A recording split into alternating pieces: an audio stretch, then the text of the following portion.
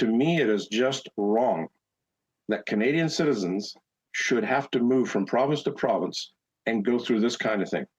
The Government of Manitoba says it's making progress addressing the health card backlog here in the province.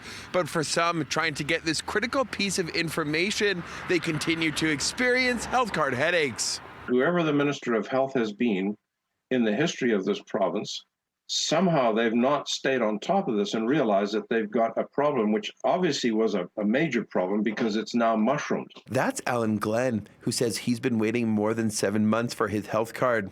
He believes the issue, which he understands was inherited by the current government, needs to be addressed, calling the current system flawed. This should not happen. Information sent to City News from the province indicates the backlog is shrinking, dropping to 9,970 applications in early January from 24,453 in mid-November 2023. But the drop offers little comfort to people like Glenn, who moved from BC to help his son and wife with their 2 children as his daughter-in-law battles cancer, saying the lack of health card has added to the stress. Civil servants, they're seldom civil and usually of no service. And this has confirmed this for me. After spending hours on the phone and finally connecting with Manitoba Health, he learned his application had been stalled, considered incomplete.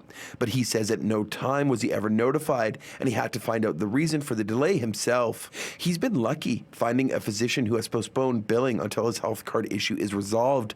Otherwise, the pensioner says he'd be on the hook for the bill. Health Manitoba tells me, well, just pay the bills and we'll reimburse you. And I said, well, how long is it going to take for me to get reimbursed if it takes this long to get a health card? For him, the backlog is proof positive the system needs work. And while this is the second instance City News is aware of where people say they were not informed their application was incomplete, the province claims it won't leave applicants in a lurch. A response from Manitoba Health reads, quote, in some cases, several attempts are required to reach an applicant to obtain the missing information, end quote, with the department reaching out by letter, email, and phone, or all 3, noting roughly 40% of all applications that are submitted are incomplete.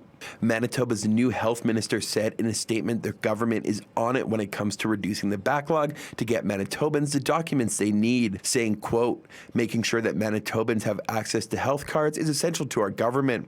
Reducing the backlog has meant that many people are getting their cards sooner, which is an important step forward.